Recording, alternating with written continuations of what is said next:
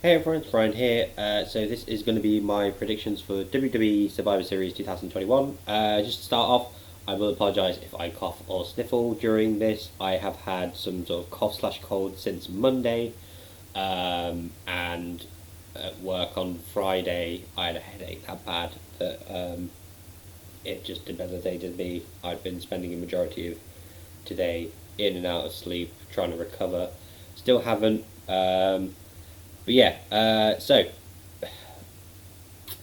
when was the last time I did a video on WWE? Because a lot has changed since then. I know it's very difficult for a lot of people to get into the company, and I can see why, especially when, I'll be honest, at first I used to be one of the people that didn't really think of AEW as an alternative, but these past couple of years, with how much they've progressed, um, a month ago I did it, with how much they progressed and just how far downhill WWE are going right now.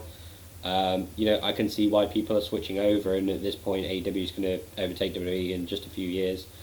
Where do I start with them? They're just month by month, they're making themselves even more unlikable, and unfortunately, it's because of the people in charge, i.e., Vince McMahon, and he's hired back people from years ago, so he's essentially everything they've grown to build forwards, they're now taking backwards to before it happens. So then, um, I guess in a way, it's history repeating itself. They'll do like this whole revolutionary women's movement or this equality thing, but the problem is they cause the problems in the first place. The biggest thing, especially this year, they have released a total of like I think 90 wrestlers from their contracts just out of the blue. Just release them. It's not like a someone got suspended then fired or someone agreed to be released from their contract. They've just, for whatever reason, budget cuts is their reason. They've just let a ton of people go.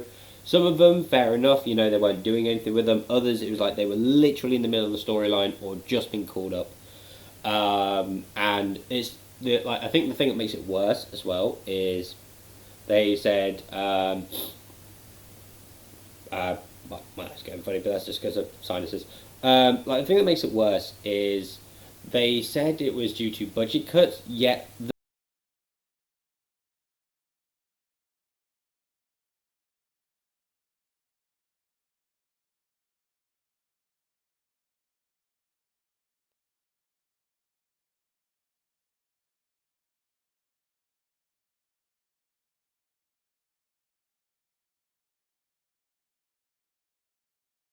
like I know Americans, Trump isn't their favorite person. Vince McMahon is Trump's friend, and you can tell just with the way he does business. You can tell he's had the same mindset since like the 70s or 80s or whenever, and he's not getting with the times. And unfortunately, he's just as he's getting older, it's just getting worse and worse and worse and worse. And it's going to get to a point where no one's going to want to watch WWE anymore because they see what happens behind the scenes and go, "This is a terrible company. Why should I support them?" Um, yeah, like for example, Hit Row just got called up to the main roster. As they got called up, they released what's the name, BFAB from the roster. So then it was just the three of them, and then they've gone and released the rest of them now. So Hit Row after 3 weeks on the main roster are now gone. Um, they released Keith Lee, who they wasted. They released Karrion Kross after treating him like crap on the main roster. Um, Lindsay Dorado. God, it really does look like I'm really upset about this. I'm annoyed by it. I'm not upset by it. Like Lindsay Dorado, Kalisto, Grand Metal League. They're keeping all their old ones. Because it's like they like their full-time WWE guys. That's why like Jinder Mahal, Drew McIntyre. Like nothing against these people. Like I've got nothing against these people keeping their jobs. Like Jinder Mahal, Drew McIntyre, Roman Reigns, Big E, Xavier Woods, Kofi, all these long-time WWE guys, like where their career is mostly known. That's why they're keeping them. Jeff Hardy's still got a contract. And the thing that we're worried about, this might not even be the last of the year. Like we've got just over a month left, and with WWE, they could release even more people. Like they're releasing people from NXT, SmackDown, Raw, could even do NXT UK at this rate. It's just a very concerning time. But I'm going to try and get past that stuff. Survivor Series is tomorrow. Um, a weird thing about this one is just the way they built it. It just shows they really don't care about their booking anymore. Like, that's one of the other big points about why people tuned out, is because like Raw is 3 hours long. Every week is pretty much the same. SmackDown's becoming Raw light. Apart from like Roman Reigns, everything is pretty much works out the same way. Like, matches make no sense. Storylines make no sense. They all end in like 3 minutes after like a DQ or a count out or something. Like, every match plays out the same way. With Survivor Series, they randomly on a Saturday a couple of weeks back just announced the teams. No qualifying matches, no thing on the show where they could go, I'm leading Team Raw and these will be my participants. So they basically went from announcing the superstars to then having matches for them to secure their positions to then just replacing people together. So, for example, with the men's one, Team Raw, Seth Rollins, Finn Balor, Kevin Owens, Bobby Lashley, and Austin Theory. Originally, it was Rey and Dominic Mysterio, but Bobby Lashley beat Dominic Mysterio and took his place. And then after Bobby Lashley beat Rey Mysterio, Adam Pearce then went, oh well, because we feel you're not worthy of going, I'm going to put Austin Theory in. The weird thing about it as well is, he says on the Raw when Bobby Lashley takes his place is he just wants champions, like former champions, Seth, Finn, Kevin, Bobby. And then this past week, Austin Theory, what's he won? He's not won anything, like, especially on the main roster, he's not won anything. So he's just, whatever he said, like again, this is the whole booking thing. They forget what they say the week before. Like, every week is just, pretty much what I say to my friends, every week is, for 3 months, they basically write scripts up and they just switch between them every week. Like, it's basically written for the same week, but they just take turns with which script they go with for the night. So yeah, that's like a weird thing. Now for some reason, Adam Pearce is now like a heel official, like a heel GM, because heel authority figures always bloody work in wrestling, I guess. And it's weird because Sonya's a heel on SmackDown, and like Adam's meant to be the face, Sonya's meant to be the heel, but now they're both heels, so why should I care about either team? Also with this one, Finn Balor's the only face on Team Raw, so it's 4 heels, 1 face. Team SmackDown, Drew McIntyre, Jeff Hardy, King Woods, Happy Corbin, and Sheamus.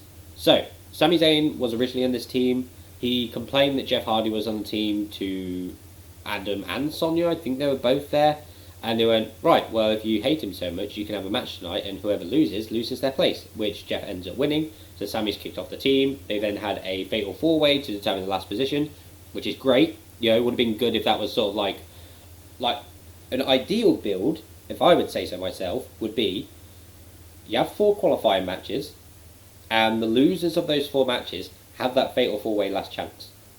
That to me makes sense. Ends up, Sheamus wins. I believe Ridge Holland is now associated with Sheamus instead of being with Pete Dunne, so that's an interesting thing to go with. You got the Yorkshire man being the manager of the Irishman, so that's going to be interesting. For this one, I'm going to go with I don't even put that much thought into it. WWE haven't put thought into it. Why should I? I'm going to go with Team Raw. I will say Kevin Owens and Bobby Lashley are the main survivors. King Woods has got a story going on with Roman Reigns currently, but I think that's just sort of building into the main event for tonight. What's most likely going to be the main event for Survivor Series. But that's the thing as well. Kevin Owens has recently turned heel, attacked Big E, so they're setting up a storyline for after Survivor Series. Essentially, Survivor Series has gone from one of their big 4 to just a little roadblock before what they want to carry on.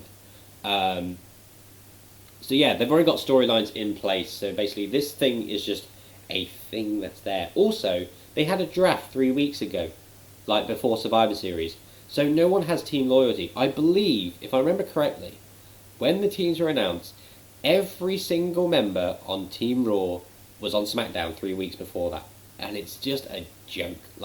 Where's the whole point of a draft? do it like they used to do in 2009. I know 2009 is not exactly the best year for wrestling. I enjoyed 2009 because that's when I properly got back into it. But they had the draft in May.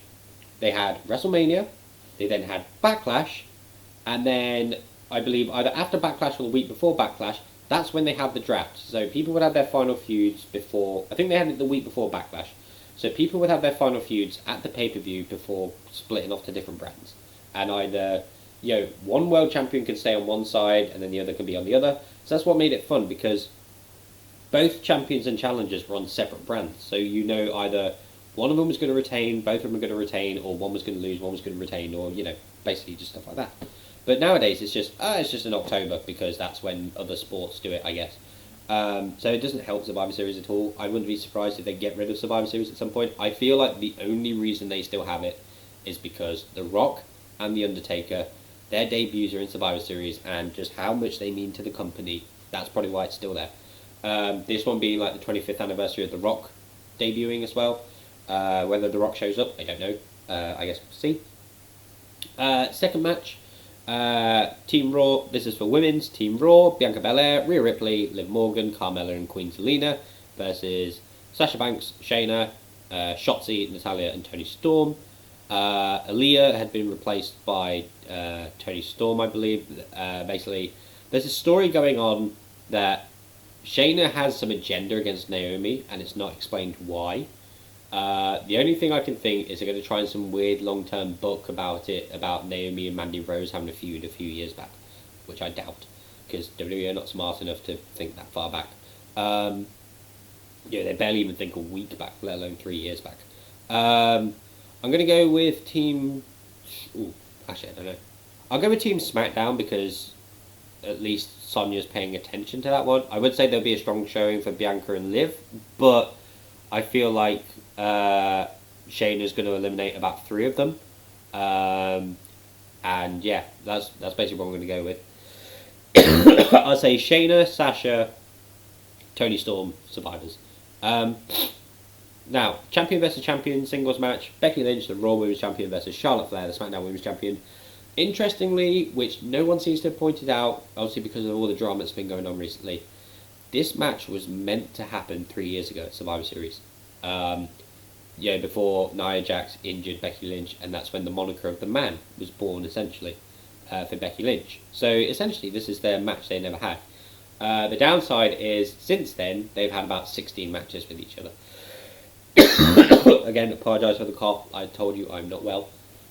But I need to get this video done before I forget. And I need to be healthy for work tomorrow. Since then, Becky Lynch has had a couple of gimmick changes. Charlotte Flair has pretty much stayed the same as Charlotte Flair.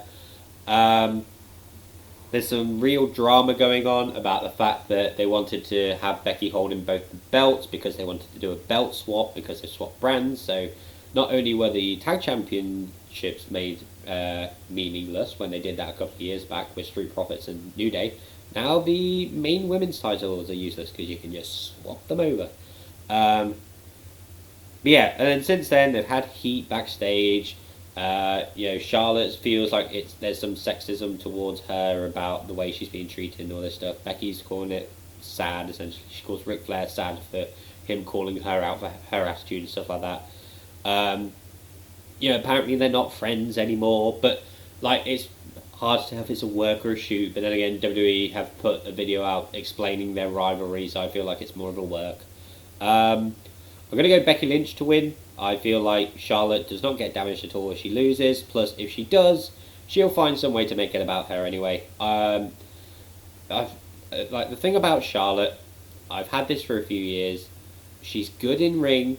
She's a great character, but I think just her personality-wise is not great, and she's becoming this point, rather than a revolutionary, she's stopping others from being part of the revolution. And I feel like she needs to take some time away from the title because that's all she's ever by. She's either chasing the title or she has the title. And I think she needs some time away from it. So I've gone Becky Lynch to win that one. Next, we've got RK Bro, Randy Orton and Riddle versus the Usos. The champion versus champions tag team match. I'm going to go with the Usos to win this one because they're a very solid duo because obviously they're twins. I'm surprised Randy Orton's not in the Survivor Series team because in a way he is Mr. Survivor Series, but I guess because he's a tag champion he's got to be here. I think it's going to be a strong showing with this match. The Usos are great. Randy Orton and Riddle are great, especially when Randy's interested.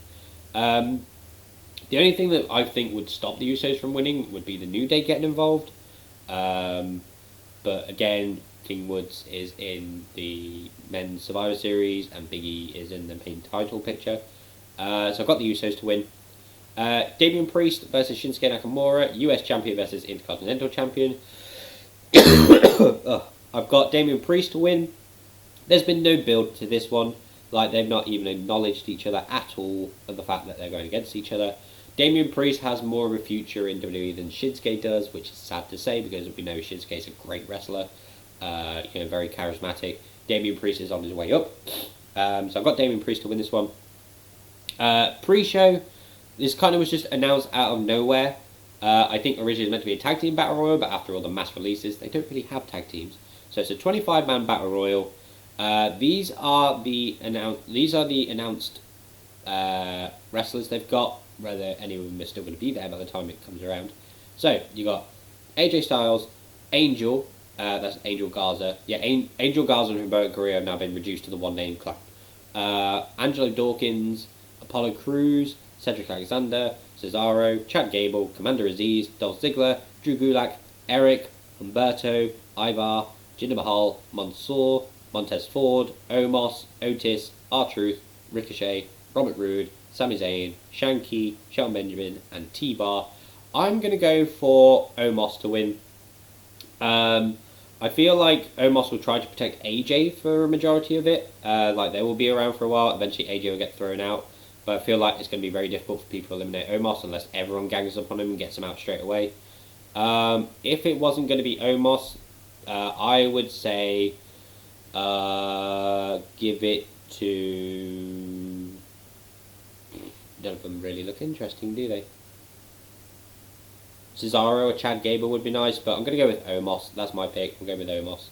A lot of them are tag teams in here anyway, like Angel and Humberto, Eric and Ivar, Apollo and Commander Aziz, Cedric and Shelton, Otis and Chad, Dolph and Robert Roode, Montez Ford and Angelo. So there's a fair amount of tag teams in there as it is. Jinder and Shanky, I believe. Shanky's not by... No. Which one's by himself? I think Shanky's by himself. I don't know. I can't remember. Don't care. No, it's Veer by himself. So, Shanky and Jinder are another team. So there are, like, technically 8 tag teams in there. And then finally, what I believe is going to be the main event, because it should be, Big E, the WWE Champion, versus Roman Reigns, the Universal Champion, a Champion versus Champion singles match. I am going to go for Big E to win by DQ.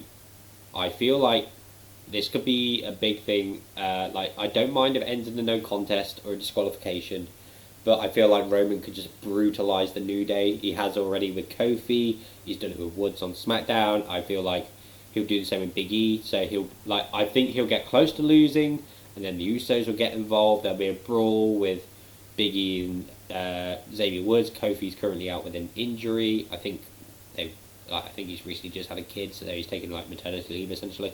I feel like it'll just be Roman brutalising them for either Brock to come back out again or The Rock. Would be interesting because it's 25 years since he debuted. It'd be interesting to see that tease for The Rock and Roman, which is apparently scheduled for WrestleMania 39, but I think they might be pushing it forwards to this WrestleMania coming up. But those are my predictions. Apologies about the rant and the fact that it's gone long, and apologies for like teary eyes, the cough, the cold and everything. Like I said, I have not been well all week, but I want to get this video done before Survivor Series. So, my predictions.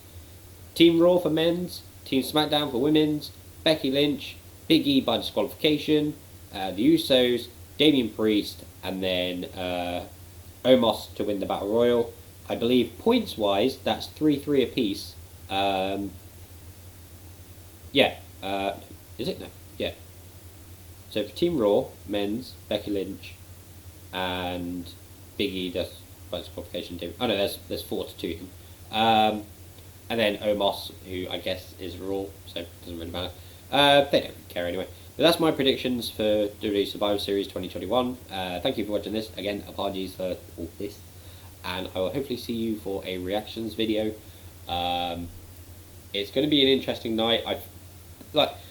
This has happened a couple of times with WWE when there's less hype going into a show. Sometimes it's actually better than you think.